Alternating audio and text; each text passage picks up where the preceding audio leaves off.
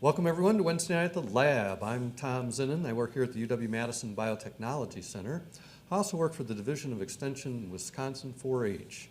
And on behalf of those folks and our other co-organizers, PBS Wisconsin, the Wisconsin Alumni Association, and the UW-Madison Science Alliance, thanks again for coming to Wednesday Night at the Lab. We do this every Wednesday night, 50 times a year. Tonight, it's my pleasure to introduce to you Scott Brainerd. He's a tree crop breeder with the Savanna Institute, and he also works here in the new Department of Plant and Agro-Ecosystem Sciences, which is a conglomeration of horticulture and agronomy. Yep. Great. Scott was born in Schenectady, New York, and went to Niskayuna High School there. Then he went to Swarthmore College in Pennsylvania to study biology. He got his master's in plant science in Wageningen in the Netherlands. And then he came here. Way to go. She's a horticulture person. Then he came here to get his PhD in plant breeding and genetics. As I mentioned, he continues as a research associate here, and he's also a tree crop breeder with the Savanna Institute. Tonight he's going to be speaking with us about breeding tree crops to fight climate change. Would you please join me in welcoming Scott Brainerd to Wednesday Night at the Lab. Great. Thanks. All right, thanks so much. Happy to be here. Glad everything's working. And yeah, so tonight I want to talk about some of the research that we're doing at Savanna Institute, specifically focused on the breeding of tree crops. And as the title suggests, the kind of motivation for myself and a lot of us at the organization is the potential for these tree crops to mitigate climate change. So I want to start with a discussion of how that whole kind of motivation and possibility exists, and then move on in the second half of the talk to discuss specifically the breeding. So just a bit about the organization where all of this is happening. Where the Savanna Institute's a nonprofit based here in Madison, but we have work and projects that kind of goes across the upper Midwest. Our sort of unofficial region of focus is the prior extent of the oak savanna biome.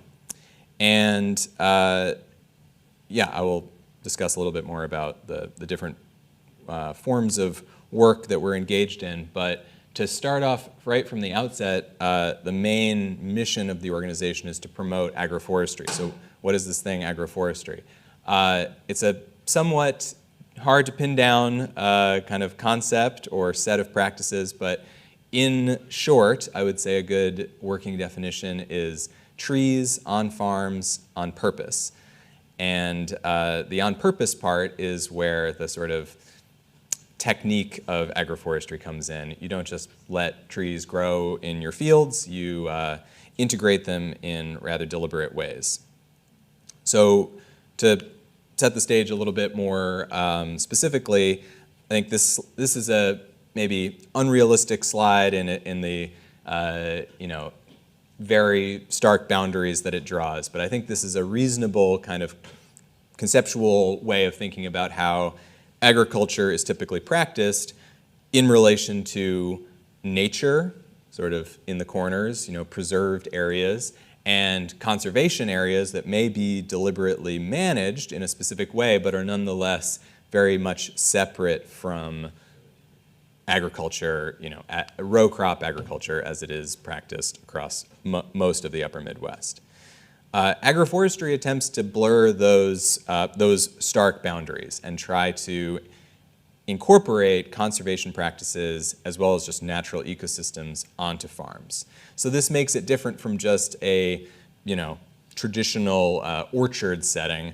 Agroforestry kind of has baked into it a sort of notion of specifically cultivating a diversity of species, with trees and shrubs being very critical components. So here's some cartoons, and I will pair them with photos of some examples of what might constitute agroforestry systems. I think a very classic, simple to understand possibility in planting trees on farms is alley cropping. So you have row crop agriculture happening between widely spaced rows of trees. And those trees may be providing fodder, they may be providing fruit or nuts, they may be providing timber, or they may just be providing habitat. You're still kind of practicing traditional agriculture, traditional annual agriculture in between these rows in a more or less undisturbed way. And here's an example of this just getting started down in Urbana, Illinois. One of the nice things about this particular system is these trees take a long time to establish and grow, and while that's happening, you still are cash flowing your operation by growing a row crop. Silvopasture is another kind of classic example of agroforestry. This is the integration of trees onto pastured systems where you may be grazing livestock. And I think this particular practice has a ton of potential because the planting of trees on these pastures, the right kind of trees, can allow a very high quality pasture to grow, but also provide additional fodder for livestock, whether that's leaves, whether that's fruit or nuts, or just whether that's shade, which is increasingly becoming a very sought after commodity by livestock suffering in the heat. So this is just a real win-win when it's practiced well. And here's an example of cattle grazing in a silvopasture system here in Wisconsin. A few other practices that are really kind of like additions that don't have as much of an agricultural sort of bent to them are conservation practices like windbreaks. Windbreaks can be really essential in breaking wind and thereby reducing windborne soil erosion, but they can also have very valuable roles in providing habitat for different types of animals on farms, and can definitely improve crop health as well, depending on the field where they're planted. So here's some hybrid poplar planted in Illinois. Riparian buffers are in a similar vein to windbreaks. These are strips of trees and shrubs planted along waterways, specifically planted to prevent the flow of excess nitrate and phosphorus fertilizers into those streams and rivers, as well as to slow down soil erosion. So really a kind of strict ecological motivator there for that kind of practice. And here is a photo of such a practice. And yeah, so hopefully that gives you just a little bit of a flavor of what agroforestry might look like. It's not one set of practices. It's not, a entirely well-defined principle, but it can take a lot of different forms, and the ultimate result is trees on farms on purpose. So now to return to Savanna Institute a little bit, our work, and here this is a very rough schematic, not of the oak savanna biome, but really where we have either projects of our own or partners that we're working with on projects. We work in several different areas. I will be talking a lot about the research side of the organization, but I just want to mention that promoting these kinds of systems is not simply accomplished by studying them or commercializing them. There's a lot of education, outreach, sort of extension type activities that really needs to go hand in hand in terms of giving farmers the knowledge and the tools to implement these practices. And then, since a lot of this has not been practiced on a wide scale before, we also try to, as much as possible, actually develop farm-scale demonstration and pilot farms where folks can come, see these practices actually in the real world. And I will talk about some of the land where we're doing that in Spring Green. So now to move from, okay, so we're getting trees on farms, we're getting shrubs being planted. How is that related to climate change? And this may be a very rudimentary slide to those of you who are following the sort of science behind climate change, but in general, responses to climate change can be lumped into two camps. There's mitigation strategies and there's adaptation strategies.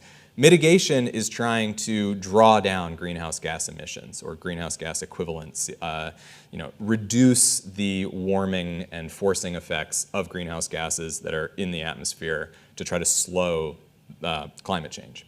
Adaptation is an equally critical and important set of practices that accept that the climate is warming, it already has warmed, and we're dealing with those consequences now. We need to adapt to them. I'm not really going to be talking about adaptation tonight, although I think that the ways in which tree crops fit into that latter set of activities is a very interesting and fruitful conversation. I'll be talking about to some extent, much more straightforward mitigation set of activities. And this is, a somewhat just obligatory slide. I don't think we really need to cover what's happening with climate change, but just to motivate why should you care about mitigating the effects of climate change, here is one way of visualizing the potential outcomes of unmitigated climate change. These are projections of the state of Illinois and what region of the country now its climate might look like at mid-century and at the end of the century in these different emission models. So even under a sort of low emissions scenario, we're still looking at Illinois having the climate of a sort of southern Gulf state by at the end of the century. And this is already predicted to have pretty massive impacts just on extreme precipitation events, but of course that's not the beginning or end of the kind of consequences that specifically agriculture is going to face from this kind of changing climate. And so to return to agroforestry, it's very difficult to put these kinds of meta-analysis slides together, and this is a somewhat busy figure.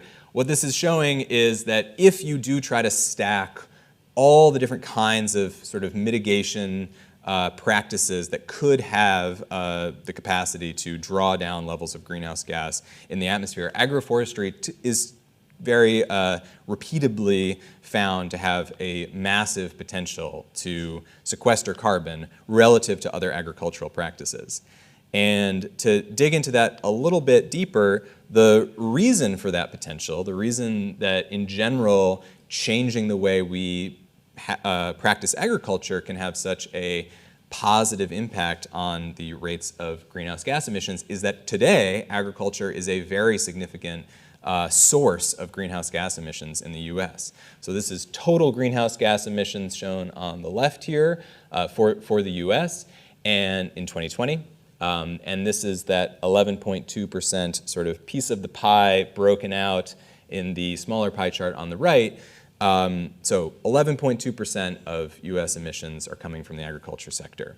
The reasons for that are a combination. It might not be what you think. There are some direct CO2 emissions. This would be from just driving tractors, burning fossil fuels. But a lot of what's emitted on farms is direct CH4 methane emissions from livestock and direct N2O or nitrous oxide emissions, and that's coming from excessive rates of fertilization. The way in which N2O is released in the atmosphere is a little bit complicated, but farmers spread nitrogen on their fields as a fertilizer, very essential to pretty much all crop production. And when that fertilizer is not directly taken up by plants, it sits in the soil. If it doesn't run off into a stream, bacteria will break it down through processes referred to as denitrification, and the byproduct of these denitrification reactions is the release of nitrous gases into the atmosphere. And that's actually, nitrous oxide is a far more potent greenhouse gas relative to CO2 and has an outsized impact on the warming of the climate. So why agroforestry? How does that change this equation and get that 11.2% piece of the pie to shrink? Well, here I think a useful model for thinking about agriculture and its sort of net impact on the climate is to think about sources and sinks. So agriculture produces greenhouse gases. It also has the potential to sequester them. So here I'm just showing the N2O emissions associated with annual crops, and this is a byproduct of fertilization. In addition, below this, this zero line where the y-axis is a little bit complicated, tons of carbon equivalents per acre per year. So if you've got a negative number here, that means that you're drawing down levels of carbon. There are two main ways that annual agriculture can have a positive impact in this regard and have a negative carbon equivalent. And that's this no-till SOC, that stands for soil organic carbon. Carbon is stored in the soil. There's inorganic forms of carbon stored in the soil, and there are living things in the soil they're made up of carbon. When you till the soil less of that carbon is broken down through respiration, and more of it stays in the soil. Cover crops can also have a positive impact on the size of this, what is called the soil organic carbon pool, by increasing the amount of organic matter stored in the soil. What this sort of bar chart tries to represent is those are, this is, again, integrating results from a number of different recent studies, but in general, the finding is that in annual agriculture, you can tinker around the edges, and you can implement what are sometimes called precision agricultural practices, no-till, direct drilling of corn, for example, planting more cover crops. You can improve annual agriculture, but you cannot make it a net sink for carbon. It is always going to emit more than you are able to capture. And that is the kind of fundamental shift that we're able to, according to these, the current research, is that agroforestry has the potential to flip that relationship. You not only can reduce the amount of N2O emissions by you are able to make more efficient use of nitrogen fertilizer in agroforestry systems. That's largely a function of the greater diversity of root systems. And you are also able to massively increase the soil organic carbon pool.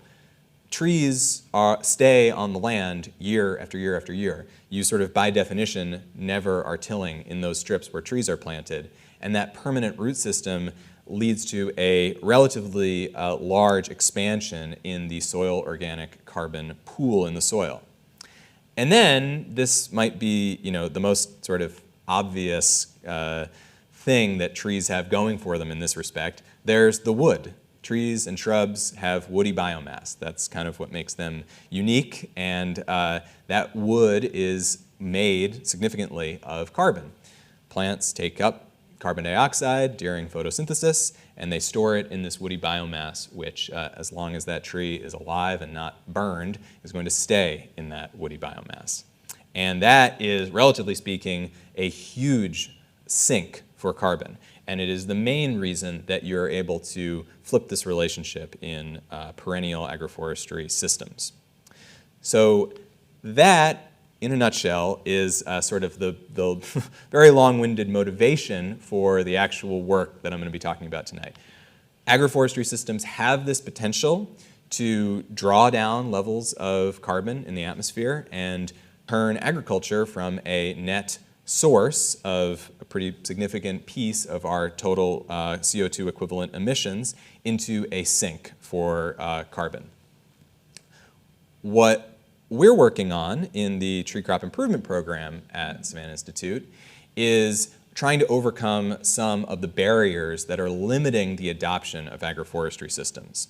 So right now, most of the systems that I showed you earlier, alley cropping, silvopasture systems, these are relying on crops, and to the extent that varieties for these crops even exist, they are relatively unimproved. And when I say relatively, I mean relative to major agronomic crops. Corn and soy, for example, as the dominant sort of species on the landscape, receive massive amounts of investment, and massive amounts of energy is put into continuously breeding and improving these crops, improving their yield, improving their water use efficiency, their disease resistance. It's pretty incredible when you look out on the landscape and see how productive these plants are. And that's not some sort of unique thing about their biology. That's a consequence of a huge amount of human effort and money that's been put into that. And trees and shrubs have not received that investment. And so that is the need, and that phenomenon, that lack of investment, has really slowed the rates of adoption because it has not allowed for farmers to have access to really great sort of versions of these crops that I promise you, talk about in a moment. what's the reason for this? What's the barrier to breeding these crops? Well, relative to these annual crops, there are very large acreage requirements associated with breeding them. They're huge. These trees are quite large, and they have extremely long generation times. And not just long generation times to making crosses with these crops, but they have even longer times to maturity, to seeing the performance of these crops, seeing their yield. They may start flowering or fruiting in 5 years, let's say, but they may not reach a sort of physiological maturity for a decade. So the solution, or what we're trying to bring to the table that hasn't really been tried before, are a set of high throughput, and by that I mean very efficient phenotyping, and by that I mean measuring trait performance, and genomic selection methods. I'll explain what I mean by that as well in a moment. That's really just using new ways of sequencing the tree's genome to more efficiently screen very large breeding populations. And we're doing this in Spring Green, just west of Madison here. So before going any further, I just want to acknowledge some of the members of the team of people who are doing this with me. Like I said, the organization does a lot more than just breed trees. And there's a lot of additional folks who aren't pictured here, who don't fit on this slide, who are doing very important work relative to sort of extension and outreach and education. But here are some of the technicians working for us. We have a great farm crew out there. We're managing hundreds of acres of land, and I certainly could not do that without an excellent crew of farmers. We have a research staff. Here pictured are 3 folks who are not doing breeding work, but are really studying other pieces of the puzzle, specifically studying those measuring carbon, basically, stored in these systems. That's a whole science in and of itself that is quite complicated, and the gloss that I gave earlier really was probably insufficient if you ask our climate scientists. And we have breeders like myself who are doing the selection and the crossing that I will describe in the next few slides. I also want to introduce the crops we're working with. I've sort of been talking about these practices in a very abstract way, but these are the actual 6 species that we're working on. And these might not be species that are familiar to you, or may not be the first species that you think of when you think of tree crops. You might think of apples or pears or things that you actually see in the grocery store. These crops have, well, I'll talk about their sort of uniquely well-positioned role to play in agroforestry systems. But the other thing is many of these crops are native to the U.S. And many of them are native to the upper Midwest, and they really thrive here. So they do very, very well with very limited management and inputs. So these are the 6 crops that we're working on, and I will have a lot more to say about each of them in a moment.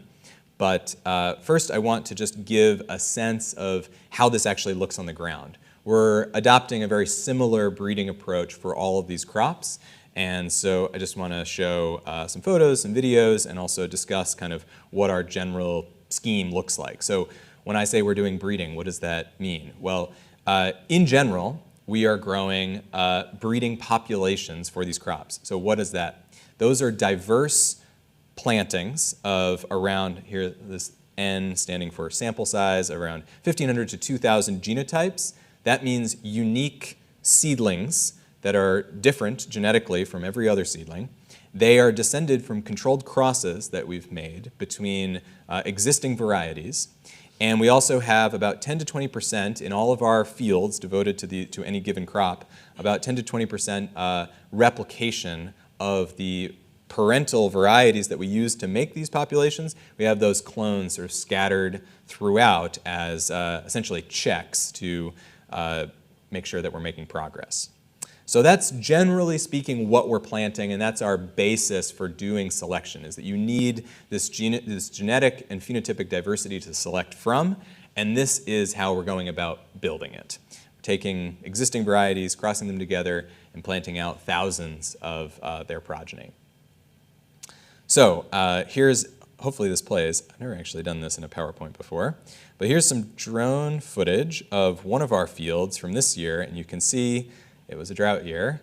It's a very dry field, but this just gives you can't see any plants, but I hope this gives you a sense of the scale. This is one of those breeding populations. This is just across from the Spring Green Preserve, if any of you are familiar, literally across the street. And this whole field is planted to hazelnuts, primarily American hazelnuts, and some hybrids with European hazelnut. And here is, if you can make out those little dots in the lower right-hand corner, that's the farm team mulching away to control weeds. So that's one of our main research fields. And if this will advance one slide, I also have some drone footage of another one of our fields from the gloriously non-droughty year from 2022 of another farm just up the road. Here is one of those pilot farms that I mentioned. These are actually all clonal hazelnuts. So these are not seedlings, and they're being grown more to represent what a sort of realistic production system in the driftless region might look like. And I'm just going to let this play a little bit longer so you can see the Wisconsin River there flowing in the background. The camera will turn, and that's a really beautiful wetland that we're really lucky to be located next to. So now just a bit about the genetic tools that we're developing. I sort of mentioned that we're trying to bring something new to the table here. And some of that is on the phenotyping side, how we're measuring these plants' performance. But a lot of it is on the genetics side. And there have been a lot of advances in the last decade and a half, I would say, in terms of our ability as a small organization with not a lot of resources to actually kind of engage in the cutting edge of genetic research. And this really has taken three forms. One is we're able to build genome assemblies for these crops. The human genome, back in year 2000, took $1 million, took an immense number of people working for years. Now we can build a chromosome scale reference genome for any one of these species for about $10,000. So that's a huge advancement. And that is extremely valuable in allowing us to quickly identify molecular markers. And molecular markers are regions of the genome where there is variation in a population. And this is really the basis for using genetic sequence data in a breeding program, is finding these, what are called polymorphisms, or markers for short, that are indicators of genetic variance. We use what's called whole genome sequencing, one of the services provided right here by the Biotech Center. And it's a very low-cost way of identifying these polymorphisms in large populations. The final thing that we do is we use these sets of genetic markers to build what are called genomic prediction models. And this allows for us to predict the performance of plants when they are still just little seedling babies.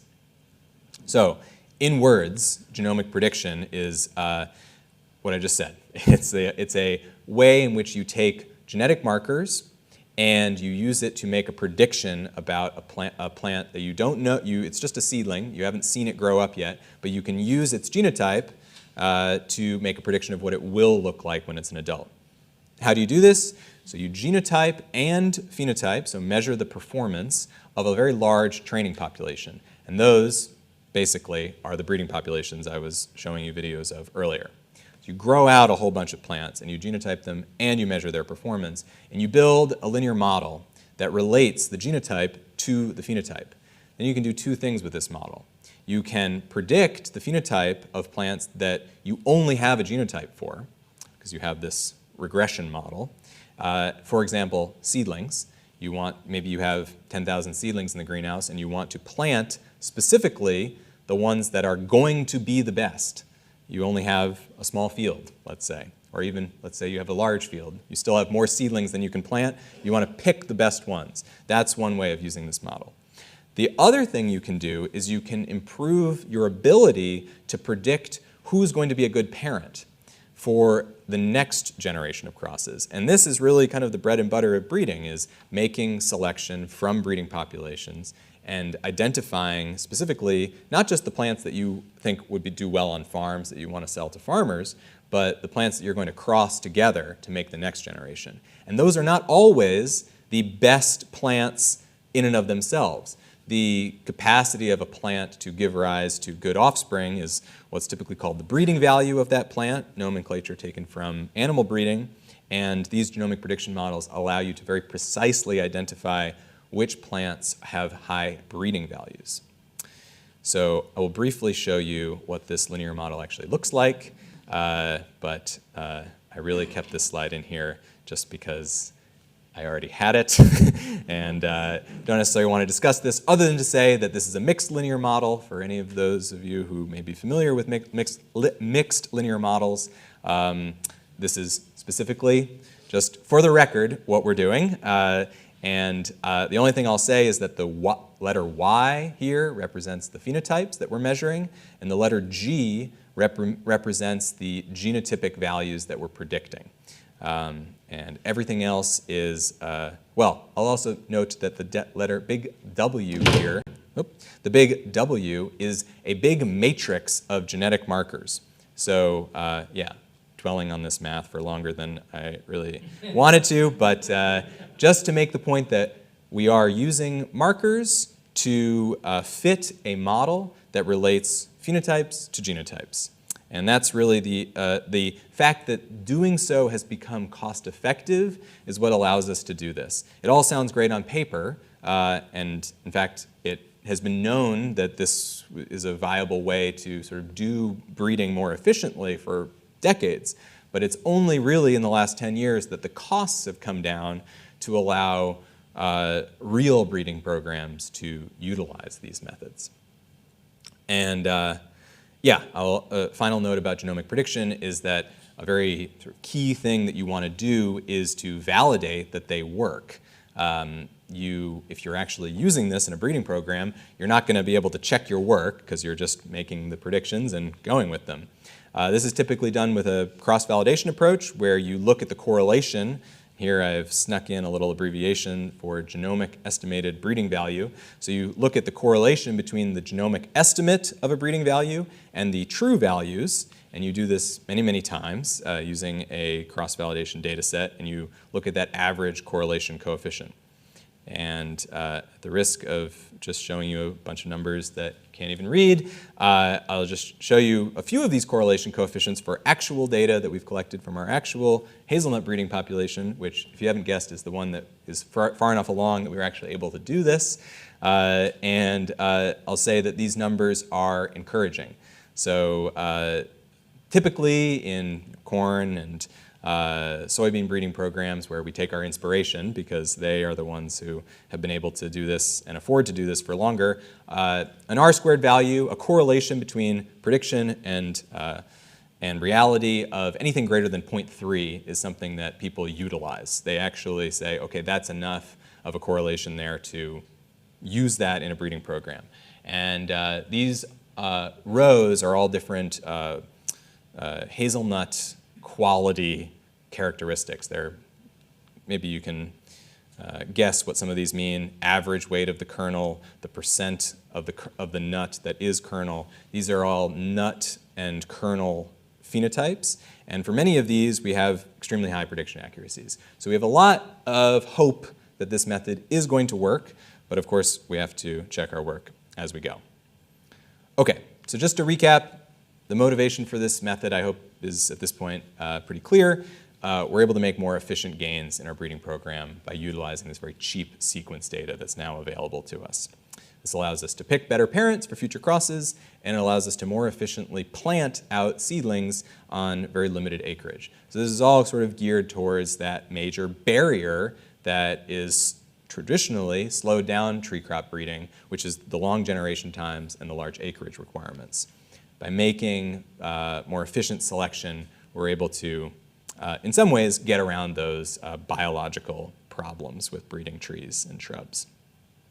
So now I want to shift gears a little bit and talk about these plants. And this is, in my opinion, the most exciting part of this whole work. And in the lower right-hand corner, I'll just be showing the logos of some of our collaborators, because with all of these crops, we do not do this by ourselves. We work with land grants, we work with other nonprofits, we work with research organizations, and yeah, we could not do this by ourselves. So I'll probably forget to mention some people, but I've tried to put their logos up on the screen. So hazelnut is a very interesting crop. American hazelnut is native to all of the eastern US and much of Canada, and we are growing hybrids. American hazelnut crossed with Corylus avellana, which is European hazelnut. European hazelnut is what you buy, basically. It is the hazelnut in the stores. It's primarily grown in Turkey. It's grown a little bit in the US, in the Willamette Valley of Oregon. And basically, it's sold to specialty markets. It's sold to the confectionery industry right now. But it has a lot of possible uses when you start thinking about growing it on large acreage. And a few of these are listed here, such as it's extremely high in oil content. And it's also got, if you do press it for oil, it has a side product, the meal or press cake, which has excellent nutritional value as a livestock feed.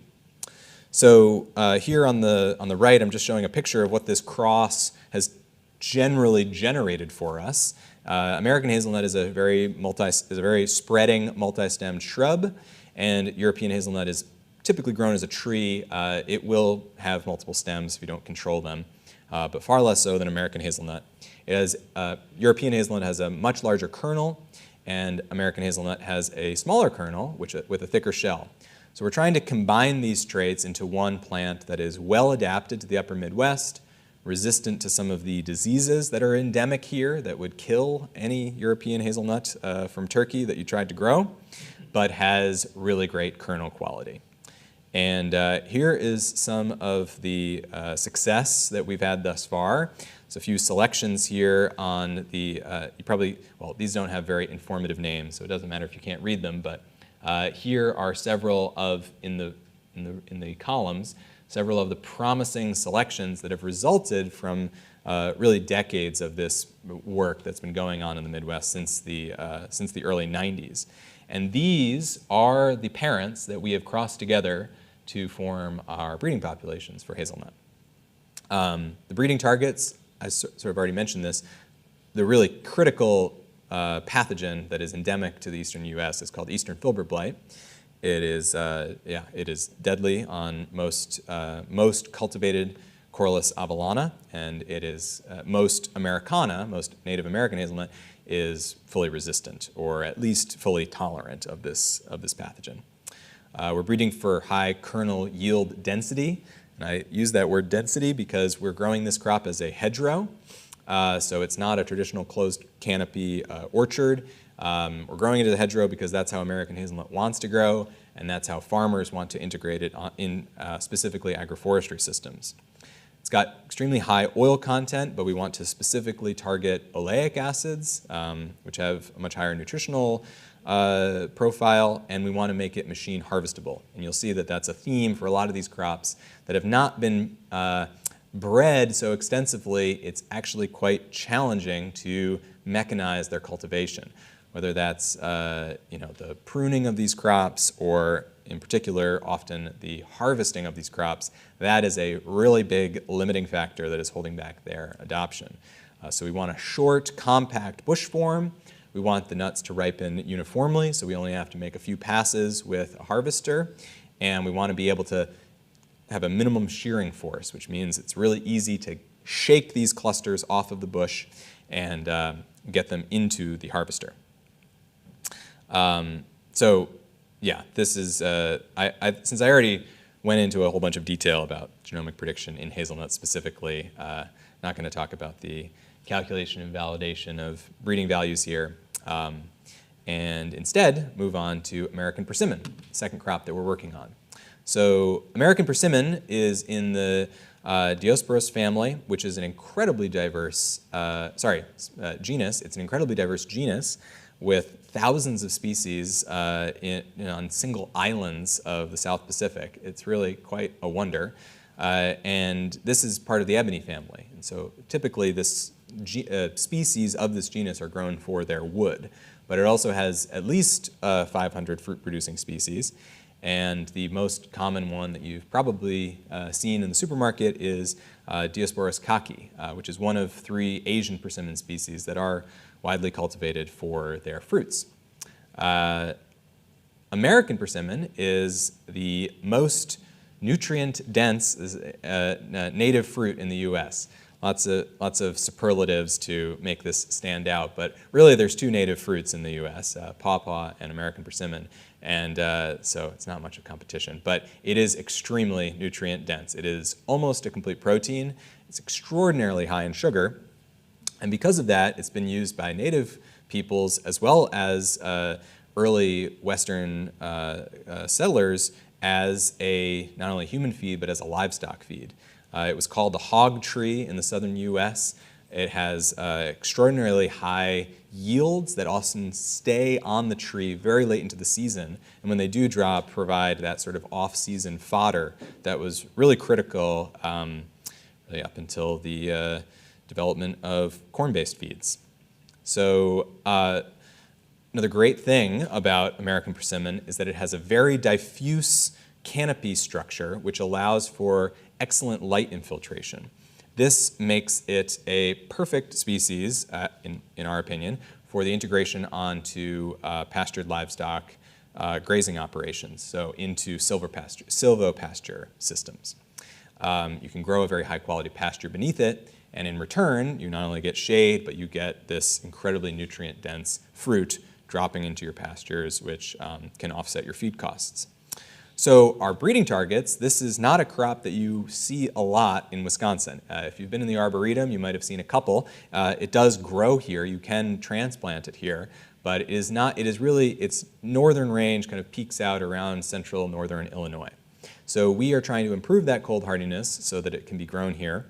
We've got about 50,000 seedlings in nursery beds right now, and we'll be screening them over the next couple of winters for the most cold hardy.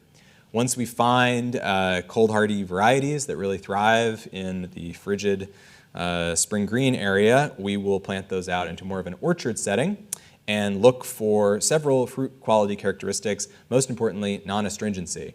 If you've ever had American persimmon, you will know that you have to let it ripen off the tree. It needs to get soft, otherwise it will make your mouth pucker like you wouldn't believe. But that's genetically controlled.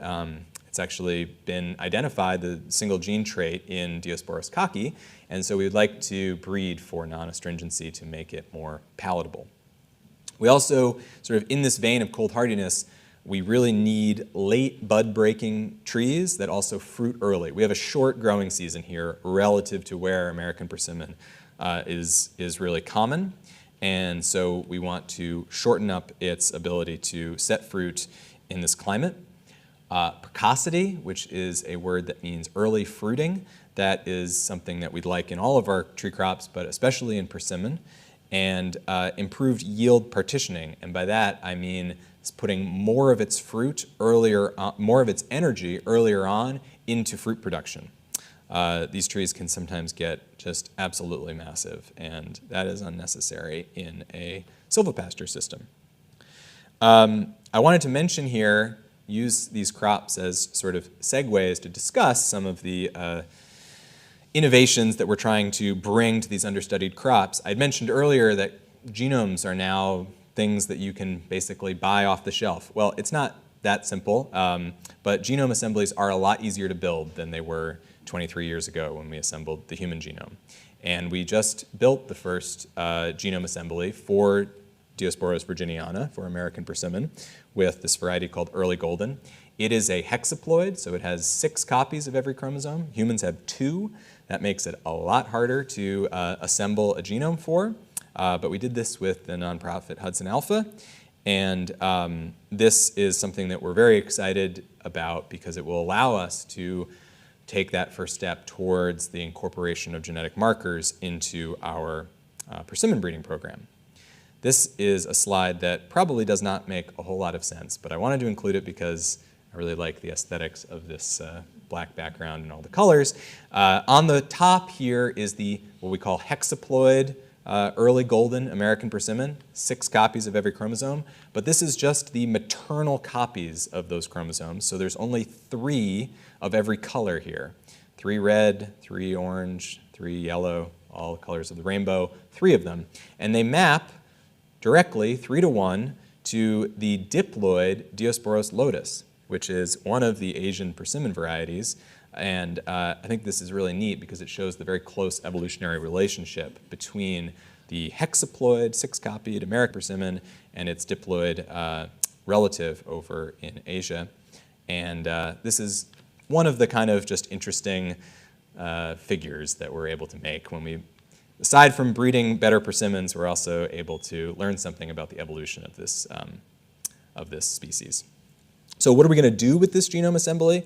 Aside from identifying polymorphisms or genetic markers that we can use in a genomic prediction model, we can trace its phylogenetic history, and we can also develop markers to allow us to identify the sex of a persimmon plant when it is just basically a week old. Persimmons are dioecious, which means there are male and females. This is relatively common in the plant kingdom. I mean, it's not at all the norm, but there's many examples of this in plants, and it makes breeding somewhat challenging because we obviously are talking here about using female American persimmon trees in silvopasture systems, since they're the ones that produce fruit, but we also need males there to provide pollen, and definitely need males in our breeding program, and we want to design our breeding program intentionally, and we want to design our farms intentionally. Markers that allow us to determine which sex this tree is when it is many, many years before it flowers would definitely improve our ability to incorporate this onto farms. And so that's something we're very excited about. The next crop I'll talk about is black locust, Robinia pseudoacaceae. This is a very interesting crop that is native to the Ozarks. It's nitrogen fixing, has an incredibly high value timber. It's very, very rot resistant. Again, it's one of these crops that has very, you've probably seen it, it's got a very diffuse leaf structure, so it allows for very good light transmission. Very fast growing, it's basically a biofuel crop. And our breeding targets for this, well, I'll start with the second bullet point here. We are in the process of inducing triploidy. Black locust is a diploid by nature. It has, just like us, 2 copies of every chromosome. It is also considered highly invasive, especially in Wisconsin, in areas north of where it is native to. It can really outcompete lots of other species in forests of Illinois and Wisconsin. And so what we're doing is we are doubling its genome to create tetraploids and crossing those tetraploids back to the diploids to create triploids, 3 copies of every chromosome. Triploids, with an odd ploidy number comes sterility. They do not produce viable seed. And this is a pretty common practice in, or at least it's not common, but it's a practice that's been done in a lot of ornamental crops. And we think it'll have a lot of benefit in terms of increasing the capacity of farmers to grow this in areas where they might be concerned about growing a very aggressive tree close to, say, a forest or another natural system. This triploidy has also been shown to increase the thickness of the bark, which will, we hope, again, this is studies that are going back to the last time black locust was bred, which was almost 100 years ago, but thicker bark confers resistance to the black locust borer, which is a pretty important pest in this country. And also, in general, artificially inducing polyploidy has been shown to increase vigor. So basically, faster time to maturity in terms of harvesting this as a timber crop. We also want to investigate the potential of this crop as a leaf fodder for livestock. There's a lot of evidence from other countries where black locust is grown quite widely that the leaves have a very high fodder value. Now I'll talk about the small fruit shrub crops that we're working on, the native American elderberry and black currant.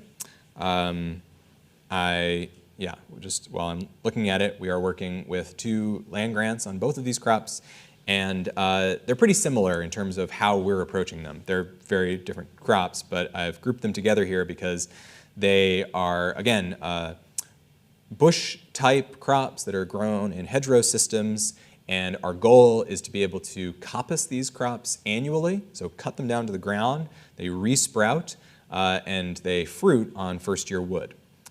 That's something that they already do, and so that's what makes them so sort of attractive in agroforestry systems. It's very easy and very fast to get a harvest off of them. They are very cold hardy. They're extremely shade tolerant. They basically love the difficult places on your farm where you might not be able to grow a more demanding tree. Elderberry, American elderberry, has very low cyanogenic glycosides, which are a toxin that means that European elderberry, which is, again, what you typically find in the store, has to be heat treated. You can cold press American elderberry, and there really is existing demand for both of these crops. The problem is the selections for American elderberry are basically all wild selections, and the only blackcurrant breeding that's really happened has happened in British Columbia, so not really relevant to our climate. So our breeding target for both of these crops is very similar. We want a very large fruit set. These are what the clusters you can see are very distinct. These strigs here for blackcurrant in the lower right, whereas you have these rather large racemes for American elderberry. But we want whatever the actual fruiting structure is, we want it large, we want it to not shatter, we want it to ripen uniformly, and we want it to, while not shatter, while not fall off the plant, we want it to be able to be machine harvestable, so separate well from the stem upon shaking. Another critical characteristic for currant is resistance to this disease cane dieback, which is something that we're able to hopefully implement in greenhouse screening programs. And finally, I want to talk about Chinese chestnut. This is a really interesting crop. As many of you may know, there was and still is a native chestnut species in North America, the American chestnut. There is, in fact, an entire nonprofit foundation devoted to trying to restore this species, the American Chestnut Foundation, which is doing really great work, especially in the Southeast. The American chestnut was a very important timber tree species until it was wiped out by an introduced pathogen. Chinese chestnut is from the part of the world where that pathogen came from, so it is very resistant to that pathogen and really does not need any work to exist in this country. It also is a very, as opposed to being a timber species, it's really a nut crop. It has been bred for thousands of years in China to be an extremely productive nut tree crop, and it's very high in carbohydrates, a similar profile, honestly, to corn. And currently, there is tremendous demand for these crops. You might not believe it, but especially looking at this spiny burr that the nuts come in, but the most common business model for chestnut orchards is U-pick, and they sell out basically as soon as they open orders. Another great thing about chestnuts is that seedlings in the upper Midwest outperform grafted trees. This makes farm establishment way easier. You don't have to go through that laborious process of grafting a variety. You can plant out a seed lot from an improved maternal tree, and those seedlings will perform well enough for a farmer to actually make a profit. It's also relatively late blooming, which makes it well adapted to our changing climate, but also the upper Midwest in general. Our breeding targets are to get more. It's a late bloomer already. We need faster ripening if we really want it to be well adapted to the upper Midwest. Most of the production of Chinese chestnut is confined to Illinois and Ohio right now, parts of Michigan. There are plants that survive in Wisconsin and Minnesota, but more breeding is needed to increase that cold hardiness. We definitely need to select for high yields. There's a lot of variability, especially in these seedling populations, which are very genetically diverse. And we would love for the nuts to fall free from that burr, which is one of the sharpest things I have found in the plant kingdom. Male sterility is a very interesting trait that has been identified in chestnut and would, again, lead towards a greater fruit set on male sterile trees. And we also are interested in the kernel ratio. There's a lot of variability in what percentage of the nut is actually made up of that kernel. And I'll close with Chinese chestnut, I think, is a good example of one of the points that I made earlier about the way in which we're trying to not just use advancements in genotyping technologies, but also phenotyping technologies. Chinese chestnut is a very interesting tree because it's what's called a terminal bearer. It sets all of its fruit on terminal new growth, on terminal buds, new growth. So if you take a picture of the tree using a drone, for example, from above, you actually can see all of the burrs, all of the nuts in that tree. Chestnuts drop over about a 3-week period. That's when they are that's when you harvest chestnuts, is over that pretty long period. So it is almost impossible to pick up all the nuts from a chestnut tree. It's an enormous task. So figuring out what the yield of a tree is, which is obviously a very important thing to know, is to date basically not known. It's almost impossible. It's definitely impossible to scale that kind of measure over large acreage. So we have started flying drones over chestnut orchards and are using advancements in the field of automated object detection to pick out all of those burrs and count them and convert that to a measure of burr density in the canopy. So we can then, from the size of the tree and the shape of the crown, extrapolate how many nuts are up there, and finally figure out how much Chinese chestnut trees actually bear. So that's one of the high throughput phenotyping methods that we're trying to build into our program. So just some brief conclusions here to try to tie a lot of disparate threads together. Thinking back to the beginning, agriculture is a major source of greenhouse gas emissions, not just in the US. It's the data that I showed, but that's a phenomenon that you see across the world. And agroforestry has the potential to change that phenomenon. And instead of being a net emitter, agroforestry systems can be net carbon sinks. Right now, agroforestry's potential in the Midwest, especially in the upper Midwest, is not being realized. And a lot of that has to do with the lack of very well adapted and productive tree crop varieties for some of these understudied trees and shrubs that I've been talking about. And we believe and are trying our best to implement modern breeding methods to accelerate that process, make it more efficient, and as a result, contribute to the increased planting of trees and shrubs on the landscape. So I'll close there and love to discuss any of these points in more detail.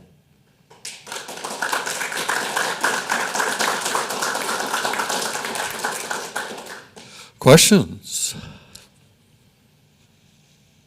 I'll start off if you want. You didn't mention pawpaw. I did mention pawpaw. I apologize. Could you tell me more about what you said about pawpaw? I said it's the other, I said pawpaw is, I mentioned it extraordinarily briefly. Thank you. I didn't give it much of time. Look, you've saved my face. But pawpaw is one of 2 native fruit trees that we have in the US, American persimmon being one, pawpaw being the other. I didn't say a lot about pawpaw because essentially we can't do it all. I didn't talk about hickories, I didn't talk about honey locust, I didn't talk about low tannin acorn. Nothing against pawpaw. In fact, one of our technicians, Adam D'Angelo, runs a pawpaw breeding program in his spare time back on his home and his family's farm in northern New Jersey.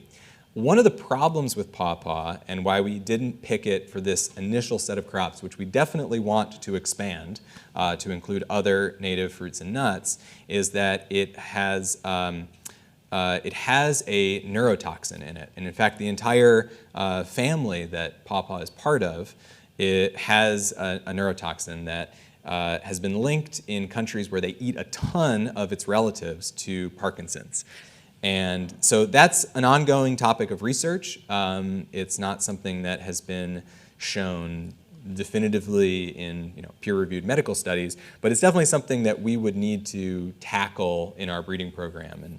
And so I think that's one of the reasons that we considered it a little bit of a challenge right now and wanting to see more of that research play out before working on it directly. But personally, I love the taste of pawpaws, and Great. Yeah.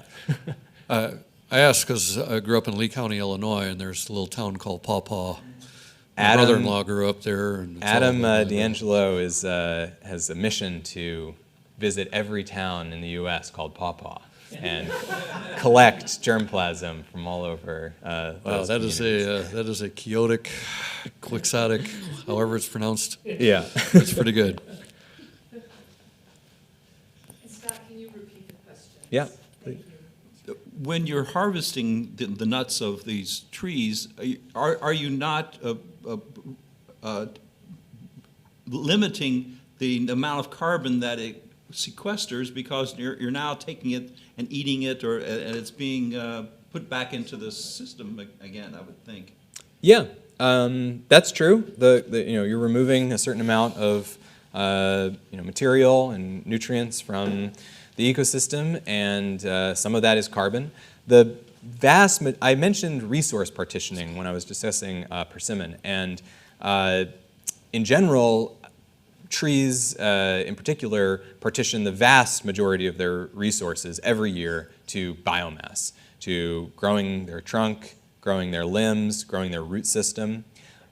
It's actually a pretty it's a well-known general rule of resource partitioning in trees, but it's not well studied because it's actually hard to measure all of that. And that's another use that we're putting drones to, is getting really good data on how much biomass the trees are putting on every year. But in general, the photosynthates are going into wood. So we are removing some of the photosynthates in the form of the crop. I think that's sort of essential if this is going to be viable in real agroecosystems. But the climate data that I showed about what is the sort of average potential of these systems to draw down carbon is based just on looking at the woody biomass. So, yeah. A question about anticipatory disease from climate change and the challenge of monocultures. Mm-hmm. Yeah, the question is about the expected, maybe you wish to clarify, but as I understand that, you're talking about the spread of new diseases into areas where they previously didn't exist. The same can be said of pests. A lot of insects are moving into the upper Midwest. And that is definitely, I showed a slide comparing mitigation and adaptation, and this is definitely in the realm, I would say, of adaptation, and the fact that the climate has changed, and it's already warmed, it's going to warm more, and that's going to lead to new disease pressures, new pest pressures in agricultural systems. And the role, trees aren't magical. They are susceptible to pests and diseases. I mentioned a number of them, and our breeding efforts are designed to make us prepared for new pests and diseases, which is another thing that not having breeding programs for these crops makes you very vulnerable to. But your question also referenced on-farm diversity and how that plays a role in your sort of exposure or susceptibility. And I think I am by no means an expert in this field, but from what I understand of it, there's two kinds of phenomenon at play. One is if you have a greater diversity on your farm, you have less extreme outbreaks of pests and disease, especially pests. If you have a greater diversity of species, especially species that foster a more diverse food chain, you will often have predatory insects that will prey on pest insects already in place on your farm. The other sort of way in which this resiliency, I think, manifests itself is that if you have a great diversity of crops, a great diversity of genotypes, some might fall victim to a disease, but it won't be a complete wipeout. And I think that you referenced monoculture. I think that is a risk of growing a very, very slim number of genotypes of a very slim number of crops. That definitely leads to a risky proposition. Trees aren't a silver bullet there, but I think that gets more into the realm of how do you construct diverse agroecosystems that are more resilient in the face of climate change. Dareth. She's a horticulturalist.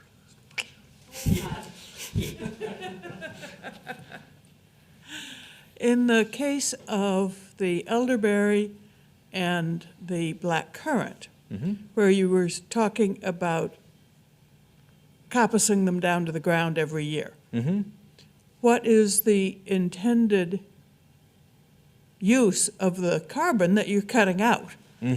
Yeah, great question. So the coppicing is actually a sort of escape strategy to prevent disease from becoming an issue, especially in elderberry.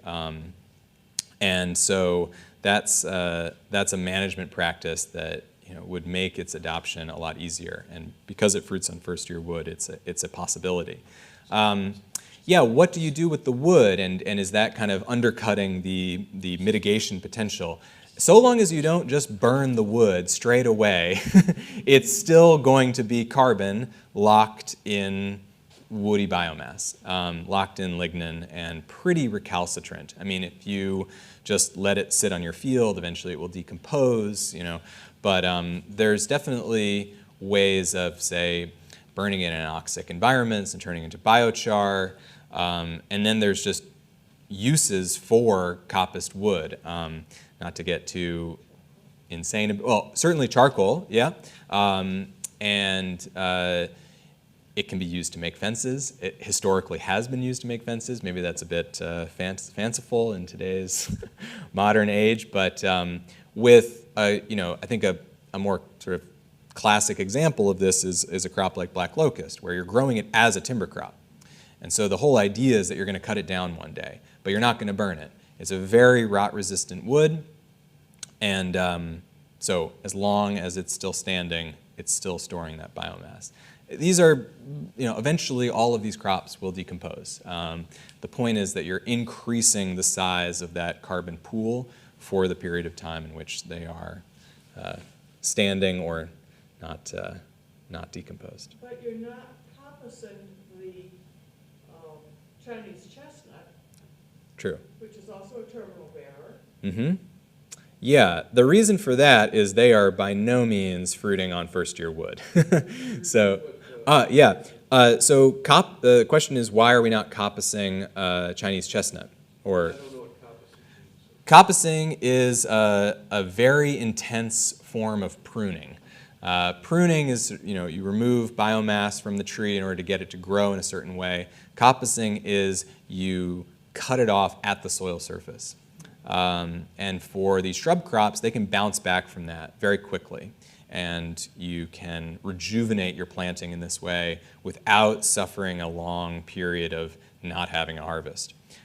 With chestnut, you're looking at many years, probably 5 or 6, before you're getting getting fruit, getting nuts off of those trees, and upwards of 25 years of increasing yields, and then it stabilizes, and it stays at that for the next 800 years. Chestnuts can live an incredibly long time. I visited some European chestnut plantings in Corsica with graft marks, this big around, that were planted by the Romans. So if you don't coppice them, they'll give you those yields forever. If you do, you're setting yourself back a few decades. So that's generally why, why we're focusing on the shrub crops in that regard. And Scott, Max has a couple of questions online. So Okay. I'm going to state them. If you could repeat them, that'd be great. Yep. All right, the first one is, you mentioned agriculture contributes 11% to U.S. emissions. Are there models which will indicate by 2050 the adoption of tree crops on a wider scale would reduce the emissions from 11% to a predicted lower value? Yeah, so the question is, what do the models tell us about the emissions associated with agriculture as agriculture transitions from primarily annual monoculture of row crop agriculture to a agroforestry-based system? And I guess as far as I know, no one has been so optimistic to make detailed projections of exactly what that's going to look like. our mission is to support the transition to perennial agriculture, and the evidence that is taken from relatively small scale research plots is that agroforestry systems have a net carbon sink potential associated with them. So what that transition is going to look like, I don't know. And what I can tell you is the more trees we get on the landscape, the more that 11% is going to drop to zero and then become a negative number.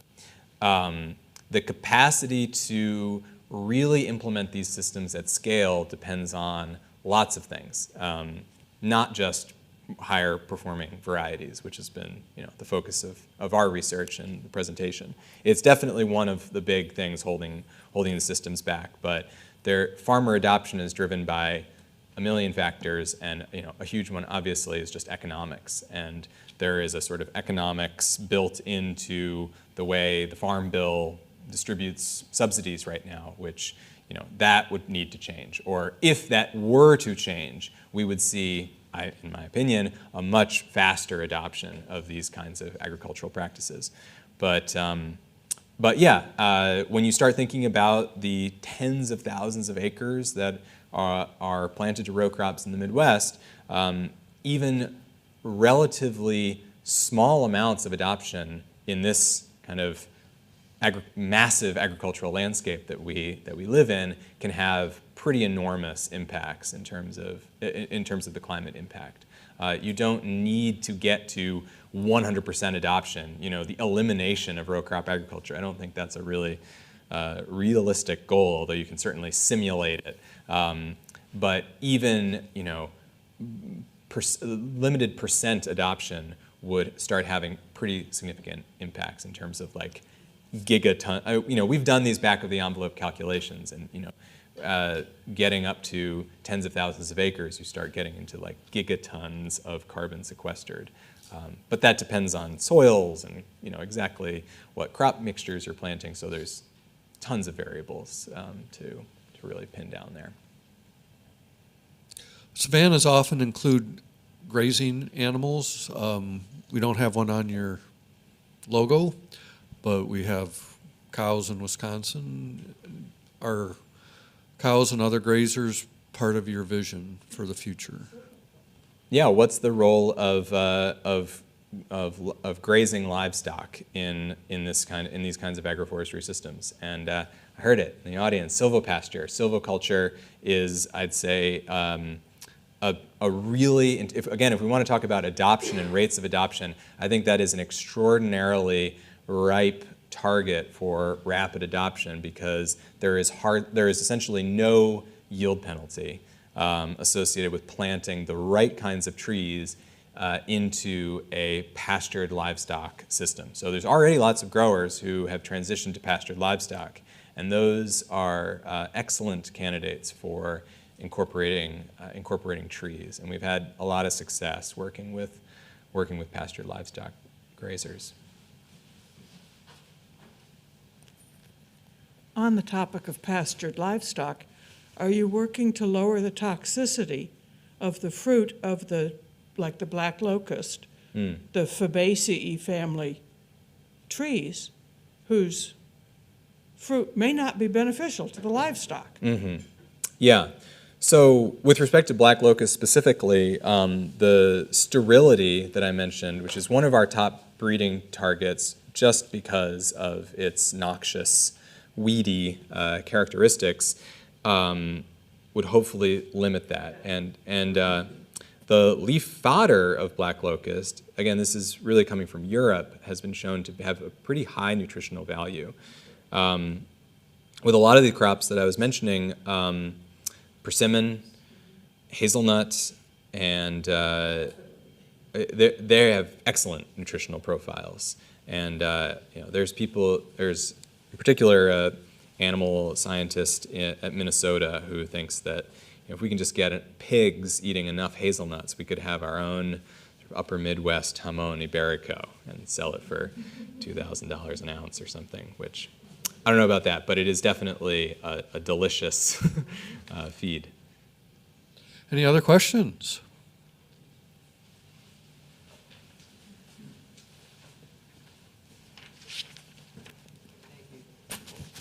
I so appreciate this talk. You're a wonderful speaker. I'm curious about other efforts. I'm getting a sense that that this area of the country is unique in terms of your working in these various projects. Are there similar efforts in other parts of the country? I'm thinking states that have less harsh winters, and then they could have a longer growing span for these crops?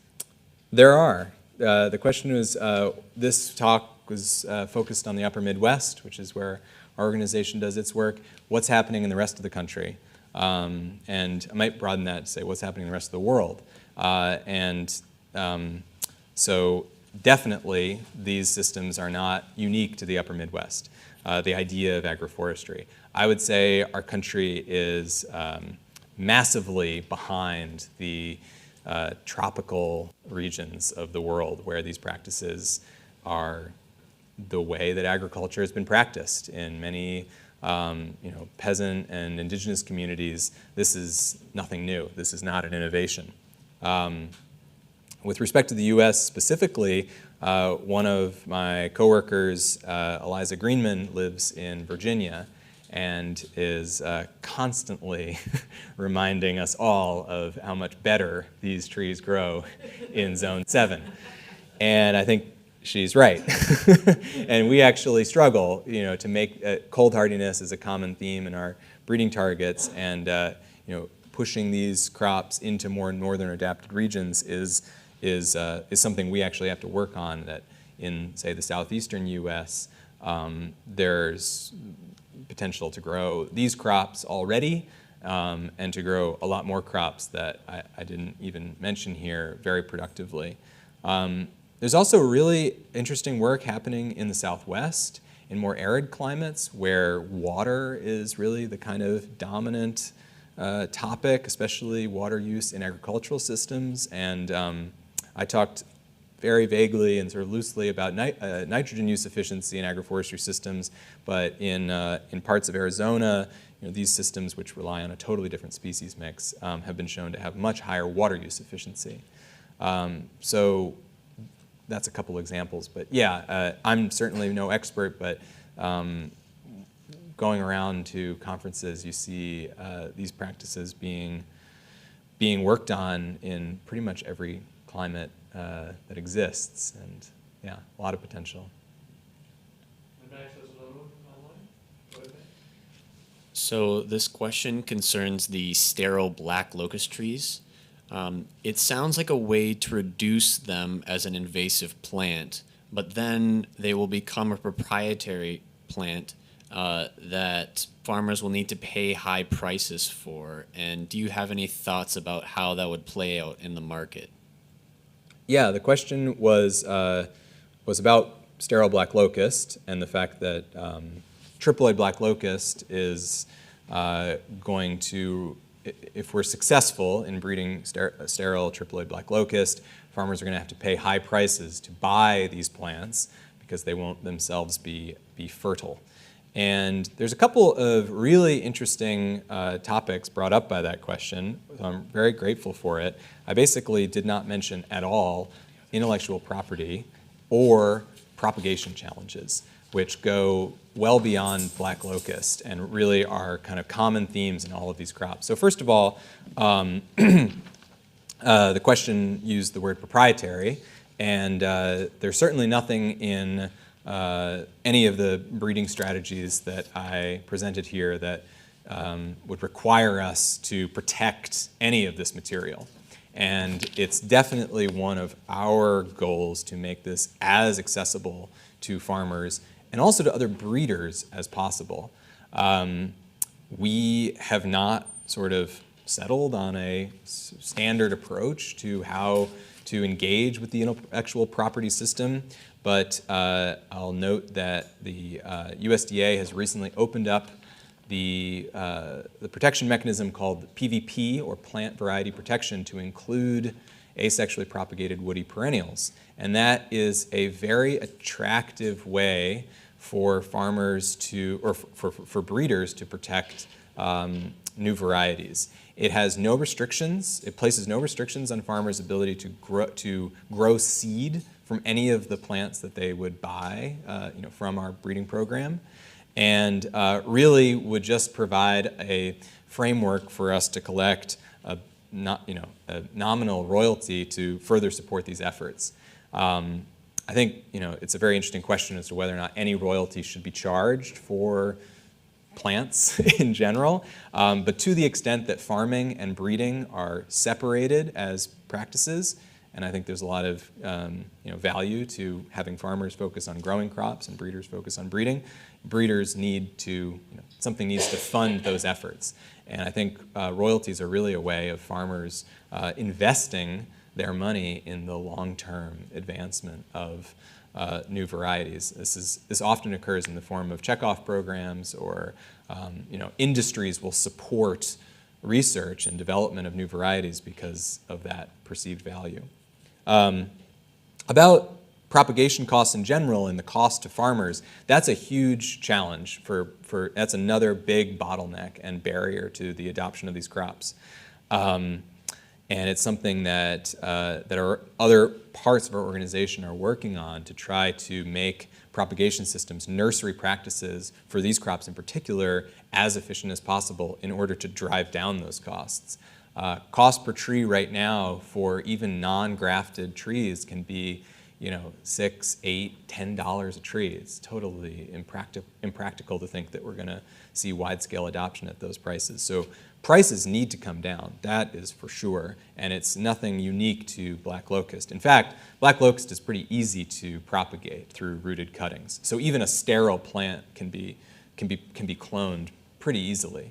But for other crops, where, I guess just to say, for chestnuts, it's pretty much an outlier in the sense that it's a seed-grown crop. For all of these other crops, we are also thinking that we will release varieties. So either grafted or rooted cuttings or tissue cultured plants. That's sort of the standard in a lot of tree crop agriculture because there is so much variability in seedling populations that it's hard for farmers to make a living growing seedlings. So yeah, a bit of a scattered answer, but I guess the intellectual property question is very well taken, and it's something that we're still having conversations about. Our goal is not to get rich, it's just to support our efforts, but certainly to protect breeder rights and not place onerous restrictions. And then the plant cost is something we're grappling with across the species and trying to make basically nursery culture better for all of these crops. Thank you very much. Yeah, thank you.